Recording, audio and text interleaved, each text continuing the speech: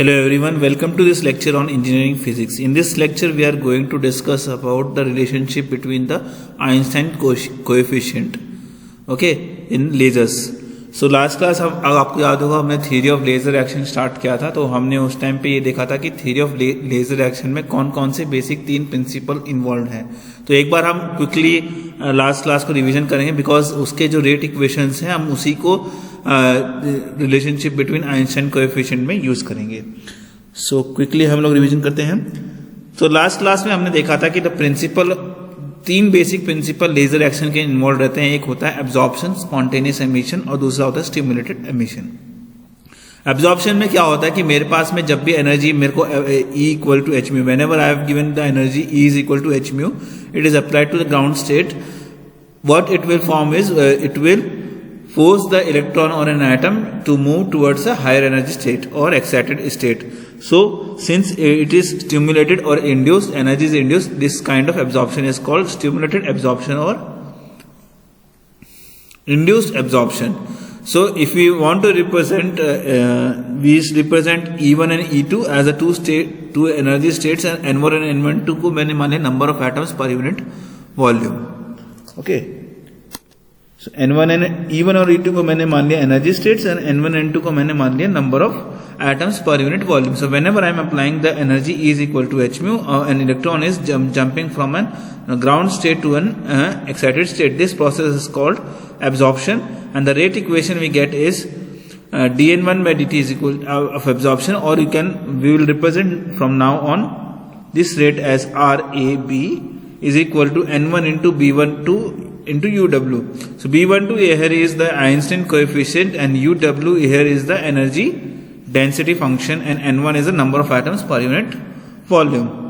So similarly, when we go to spontaneous emission is the process wherein without an application of any energy, कोई भी energy apply किए बिना ही मेरा जो electron है that is jumping to a ground level, okay, and emitting some form of energy. Okay, but there is no energy applied. That's why we will not get any energy density function in the energy rate equation. We will usually represent this by RSP. Okay, so the rate equation will become is RSP is equal to RSP. SP stands for spontaneous emission. So RSP is equal to N2 into A21. So now if you take stimulated emission, again the electron is jumping towards the ground state from the excited state. So since over here energy is applied, energy density function will come. Okay, so the rate equation RST of emission will be N2 into B21 into UW. So what we have to remember is, हमें इसमें ये remember करना है कि अगर मेरे पास में word stimulated emission बोला गया है, मुझे कोई भी स्टिमुलेटेड होगा तो मुझे क्या यूज करना है, कोएफिशिएंट बी यूज करना है, आइंस्टाइन कोएफिशिएंट बी यूज करना है. ठीक है. और जब भी मुझे कहा गया कि स्पॉन्टेनियस एमिशन है, then I have to use the Einstein coefficient as A. Okay, and whenever energy is applied you have to include this energy density function, that is UW, and whenever there is no energy applied, as in the case of spontaneous emission, you have to take no U of W. Okay, so इससे हमें rate equation याद करने में बहुत आसानी होगी, क्योंकि अगर हम एब्जॉर्प्शन की बात करें तो एब्जॉर्प्शन में मेरी एनर्जी लग रही है, तो इसका मतलब UW आएगा. और किसको छेड़ रही है वो, मतलब किसको इफेक्ट कर रही है, N1 को इफेक्ट कर रही है. तो N1 into, since it is stimulated, because energy is applied, it is stimulated, so N1 into B, and from which level to which level it is falling, from 2 to 1 it is falling, so B21 into U of W. So अब हम बात करेंगे next spontaneous emission की. Emission हो रहा है, okay, so therefore spontaneous emission is happening without any energy application. That's why UW function will not be there. Since it is spontaneous, which coefficient will use A, and from where to where transition is happening. Sorry, in the case of stimulated absorption, the transition was happening from 1 to 2. So there you will get B12, not B21. And in the case of spontaneous emission, the transition is happening from energy level 2 to energy level 1. Since it is spontaneous, then we have to use the Einstein coefficient as A. So now transition is happening from energy level 2 to energy level 1. That's why we will take N2 into A21 and no energy will be applied. That's why no energy density function will be seen over here. Okay. So in the last case about stimulated emission, इसमें क्या होगा? Since it is stimulated, again B coefficient will be used, but stimulated emission we are doing. So emission means we are moving from energy level, we are having a transition from N2 to the N1. N2 से N1 में transition हो रहा है, उस वजह से मैं क्या लिखूंगा? B21. Since energy is applied, मैं यहाँ पे लिखूंगा UW. ठीक है. Now we'll derive the relationship between the Einstein coefficient. अब हम सपोज करते हैं कि ये जो एटम्स है वो एक तरह से थर्मल इक्विलिब्रियम में होंगे. अगर कोई भी सिस्टम मेरा थर्मल इक्विलिब्रियम में है तो हम कह सकते हैं कि जो एब्जॉर्प्शन है that will be equal to emission. So we can write down rate of absorption will be equal to rate of emission. This will be, let us name this equation as equation number 1. ठीक है. अब rate of absorption में अगर हम ध्यान दें तो RAB की हमने वैल्यू निकाली थी. RAB will be equal to, क्योंकि एब्जॉर्प्शन हो रहा है, एब्जॉर्प्शन में एनर्जी अप्लाइड होगी तो UW भी आएगा, और एब्जॉर्प्शन हो रहा है स्टिमुलेटेड, एब्जॉर्प्शन स्टिमुलेटेड हो रहा है,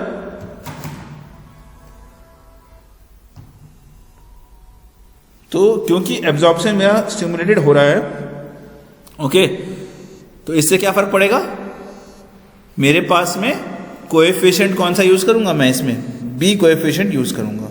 ठीक है. Since the absorption is stimulated we will use B coefficient and transition is taking from place from 1 to 2, then we are going to use B12 coefficient. So the new equation will become N1 into B12 into U of W.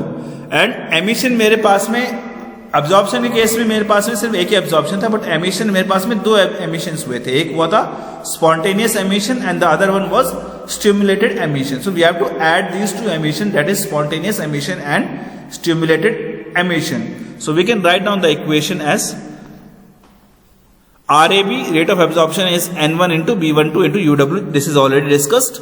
Now let the rate of spontaneous emission be represented by RSP. Since the word spontaneous is there, okay, then we'll use the coefficient as A. And in spontaneous emission we are talking about the emission transition is happening from 2 to 1. That's why we'll use A21. So N2 into A21. But in spontaneous emission we don't require any internal energy. That's why there will be no energy density function. तो वहां पे कोई energy density function नहीं आएगा. Therefore we can write RSP is equal to N2 into A21. तो इसको हम equation number 2 दे देंगे, इसको हम इक्वेशन नंबर 3 दे देंगे. नाउ हम मान के चलते हैं कि रेट ऑफ स्टिमुलेटेड एमिशन मेरा रिप्रेजेंट किया गया है RST से. ठीक है. RST से हम रेट ऑफ स्टिमुलेटेड एमिशन को रिप्रेजेंट करेंगे. तो अब मुझे बताओ क्या होगा? Rate of stimulated emission, stimulated मतलब मेरे पास में एनर्जी इज अप्लाइड. जब भी मैं बात कर रहा हूं stimulated, I am talking about the coefficient as B coefficient. But since the process is emission, तो emission will takes place whenever the electron and atom is moving from a excited state to ground state. जब भी कोई atom या electron excited state से ground state पे आता है तब एनर्जी एमिट होती है. देयरफॉर जो मेरा कोएफिशिएंट है वो क्या बन जाएगा? B21 बन जाएगा. In case of absorption it was B12, but in case of emission it will be B21. And क्योंकि हम मेरा जो इलेक्ट्रॉन है वो N2 लेवल से E2 लेवल से गिर रहा है, तो N2 will be affected. So will write N2 dot B21 and since energy is applied we'll write U of W. ठीक है. सो इस तरह से ये आ गया मेरा equation number 4. Okay, now we have to use all this equation 2, 3 and 4 को use करके मैं इक्वेशन 1 को फॉर्म करूंगा. So from equation we have absorption is equal to emission. So RAB, rate of absorption, is equal to rate of spontaneous emission plus rate of stimulated emission. Now substituting 2, 3 and 4, यानी कि substituting all these rate equations in the equation number 5, in this equation we'll get is N1 dot B12 into U of W is equal to N2 dot A21 plus N2 into B21 dot U of W. अब मुझे इसमें से basically क्या calculate करना? I have to calculate my energy density function. So to calculate energy density function U of W, what you can do, tell me?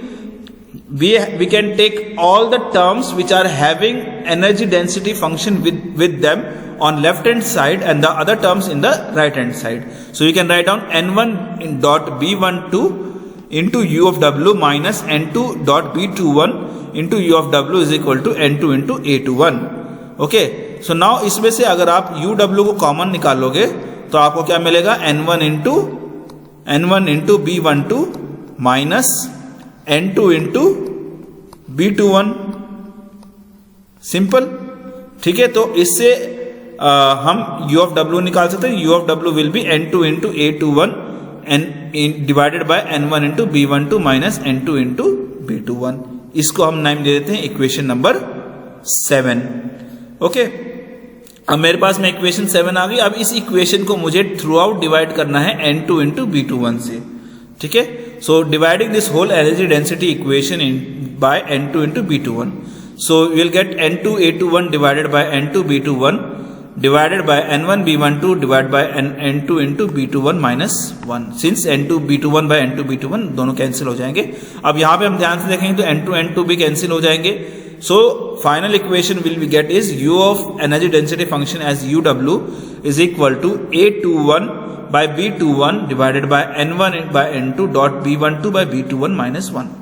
ठीक है, तो जब भी हम number of atoms per unit volume की बात करें तो हमारे पास में ऐसा नहीं कि सिर्फ एक atom, we have number of atoms.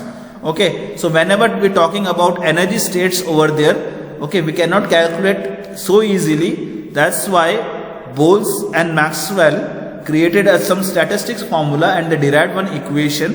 So we are going to use that equation to calculate the number of atoms per unit volume present.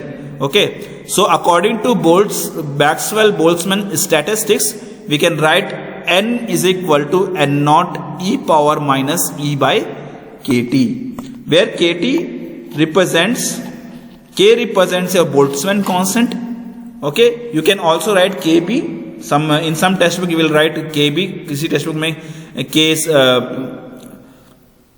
Subscript b लिखा रहता है. ठीक है, आप kt भी यूज करते हैं, हम अपनी क्लास में इसको k यूज करेंगे. ठीक है, तो n is equal to n naught e power minus e by kt, where n is the initial number of atoms, e is the energy level, t is the temperature and kb is the Boltzmann constant. ठीक है, तो अब मुझे बताओ, if you are to calculate n1 from this, okay, using this equation, we can easily write down n1 will be equal to n naught into e power minus e1 by kt. okay, इसी तरह से मैं n2 को लिख सकता हूं, n2 will be n naught into e power minus e2 by kt. okay, so you can write down n1 by is equal to this and n2 is equal to this. Now since look carefully at the equation number 8, n1 by n2 मुझे निकालना है, तो n1 by n2 को निकालने के लिए मैं करूंगा दोनों को डिवाइड कर दूंगा. So you will see this n naught and n naught will get cancel. Okay, what you will get is e power minus e1 by kt divided by e power minus e2 by kt. तो इसको divide करेंगे तो हमें ये मिलेगा e power minus e1 by kt into e power e2 by kt. okay, that will be e की power e2 minus e1 by kt. तो e2 minus e1 हमने पिछले क्लासेस में देखा था is the energy, that is energy difference between the two levels, and that we can write as equal to h mu. so e2 minus e1 will be equal to h mu. तो इसको हम इस equation में substitute करेंगे तो we'll get n1 by n2 is equal to n1 by n2 is equal to e की power h mu by kt. So this, let's name this equation as 9, where h mu can be written as e2 minus e1 or the energy of incident radiation. ठीक है, इतना आ गया. Now we have to substitute the equation number 9 in equation number 8. So the new expression we'll get is a2 U of W will be equal to A21 by B21 divided by B12 by B21 e की power h mu by kt minus 1. So let's name this as equation number 10. अब एक energy density function की Planck's ने भी definition दी थी. Okay, so will look at what definition did Planck give. according to Planck's law, energy density of an incident radiation is given by U of W is equal to 8 pi h mu cube by c cube, 8 pi h mu cube by c cube divided by e power h mu by kt minus 1. So now what we will do is we will compare the equation number 1 and 2. तो अगर हम equation number 10 और 11 को compare करेंगे तो we can see यहां पे मेरा a21 by b21 है और यहां पे मेरा 8 pi h mu cube by c cube है. Therefore I can write down a21 by b21 is equal to 8 pi h into mu cube by c cube. तो यहां पे मिल गया. अब इसको देखो, इस इक्वेशन को, नीचे वाले इक्वेशन को, इसको हम ऐसे भी लिख सकते हैं 1 इंटू लिख सकते हैं 1 into e power h mu by k T minus 1 लिख सकते हैं. So comparing this will get b12 by b21 equal to 1, b12 by b21 equal to 1. So ये क्लास हमने स्टार्ट की थी to find out the relationship between Einstein coefficient. तो finally this equation, comparing equation 10 and 11 will get a12 by b21 is equal to 8 pi h mu cube by c cube, okay, and b12 by b21 is equal to 1, okay. So this we are getting the relationship between Einstein coefficient. Thank you for this class. Thank you.